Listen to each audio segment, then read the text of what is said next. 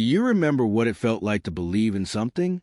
Not the abstraction of medicine, not the diploma on the wall, not the attending's approval during rounds. You believed in the specific, physical, irreducible act of keeping a person alive.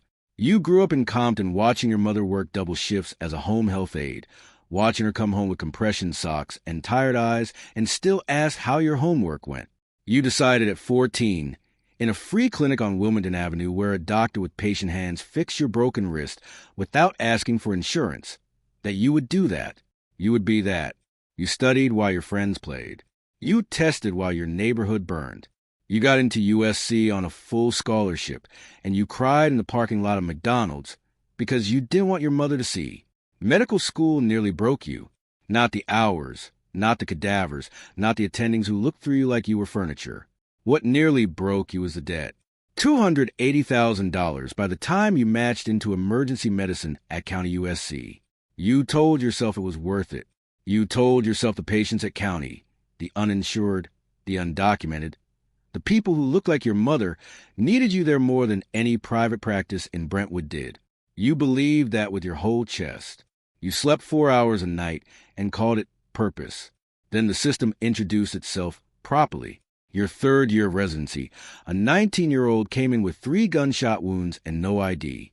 He survived because your hands were fast and your instincts were right. 2 weeks later, a man in a clean tracksuit found you in the parking structure after a night shift. He wasn't threatening. He was almost gentle. He said to kids, people wanted to say, thank you.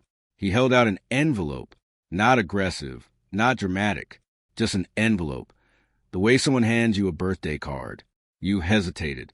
The fluorescent light of the parking structure buzzed above you. You thought about your loan balance. You thought about your mother's knees. You took the envelope. That night you avoided your reflection in the bathroom mirror. By morning you had the explanation ready. It was a gift. Gratitude.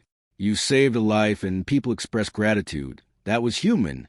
That was fine.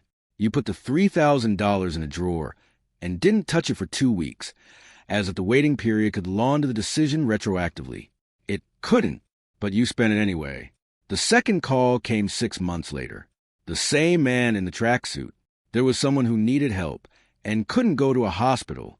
You drove to a house in Inglewood with your personal kit and a story you'd already built in your head about how this was harm reduction, how keeping people out of emergency rooms reduced systemic burden, how you were operating the gaps that the American healthcare system deliberately left open.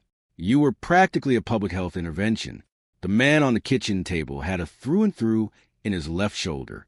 You cleaned it, packed it, gave antibiotics, left instructions. Nobody said anything about what happened or who did it. They handed you $8,000 in a paper bag from a fast food restaurant. You drove home on the 110, and the city lights looked the same as always, and you thought, nobody got hurt. He was already hurt. I made him less hurt. That's medicine. That's still medicine. It wasn't medicine for very long. Within a year, you had a rotation. That's the only word for it. A schedule, a system, a set of expectations. The organization. And you had stopped asking which one because the answer didn't change what your hands had to do. Ran product across 3 counties and employed several hundred people in the informal economy of violence. Those people got hurt regularly. They needed someone they could trust with their bodies the way the organization trusted certain lawyers with their money and certain police with their silence. You were the medical component of an operational infrastructure. You had a burner. You had a location in a converted auto body shop in Hawthorne with a surgical suite that was genuinely impressive, stainless steel and real anesthesia equipment, and a scrub sink that worked. Someone had spent serious money on that room. That room said, we are not amateurs. That room said, you are not leaving. You didn't leave. You told yourself you were still the same person because you still volunteered at the free clinic on Saturdays. You told yourself the two things balance each other out, as if moral accounting worked on a ledger system, as if the hours spent helping uninsured mothers with hypertension cancel the hours spent removing bullets from teenagers whose names you never learned. You kept volunteering at the clinic until the day you realized you were doing it to maintain the story you told yourself about yourself, not because the patients needed you specifically. Then you stopped going. It was easier than watching your own performance. The man you reported to had a title inside the organization that translated loosely to logistics. He was methodical, unhurried, and completely without sentiment. When he explained what he needed you to understand about your situation, he did it the way a financial advisor explains compound interest. With patience, with diagrams of logic, with a clear implication that resistance was not a moral position, but an impractical one. You had attended a man who later died of those wounds. That attendance, he explained, created a connection. The connection created exposure. The exposure was mutual. He was not threatening you. He was simply mapping the terrain so you could make informed decisions. You made informed decisions. Your colleague from residency, the one who used to study with you at the IHOP on Vermont at 2 a.m., noticed something had shifted. She couldn't name it. She said you seemed far away. She said you'd stopped complaining about the system, and that your old complaining had been evidence of caring, and your current silence felt like something else. You told her you were tired. You stopped returning her calls gradually enough that neither of you had to acknowledge the moment it became permanent. Your mother asked once, only once, where the new car came from. You said a settlement from a malpractice case you'd been named in and later dismissed from. She accepted this because she wanted to. You knew she wanted to, and you used that wanting as a door to walk through. That was the moment you understood that you were no longer protecting the people you loved. You were using their love as insulation. 2 years into the full arrangement, you were making more money than you had imagined as a resident. You were also unable to travel freely, unable to take a job offer from a hospital system in Chicago that would have been the exact career you planned, unable to end a relationship without consulting someone about security implications, and unable to get sick without calculating whether seeking legitimate medical care would create a paper trail. You had optimized your life into a cage with excellent interior design. The crisis arrived on a Tuesday with no warning, which is how crises actually arrive despite what movies suggest. A man was brought to shop after an altercation that had left him with a tension pneumothorax and 90 seconds of functional time if you didn't decompress the chest immediately. You decompressed it. He stabilized. You recognized him from a photograph that had been circulating in the news because he was a federal informant whose protection detail had lost him 3 days earlier. The logistics man arrived 40 minutes later. He stood in the doorway of the surgical suite and looked at you and then at the man on the table and then back at you. He didn't ask a question. The question was already in the room, taking up all the air. You said, "I'm a doctor. I don't decide who gets care based on their relationship to law enforcement." He let the silence sit for a moment. Then he said, "That's an interesting position." He said it the way you'd say that's an interesting tie, like it was decorative, like it didn't connect to anything load-bearing. You stood between a man on the table and the door for 4 hours until he was stable enough to move.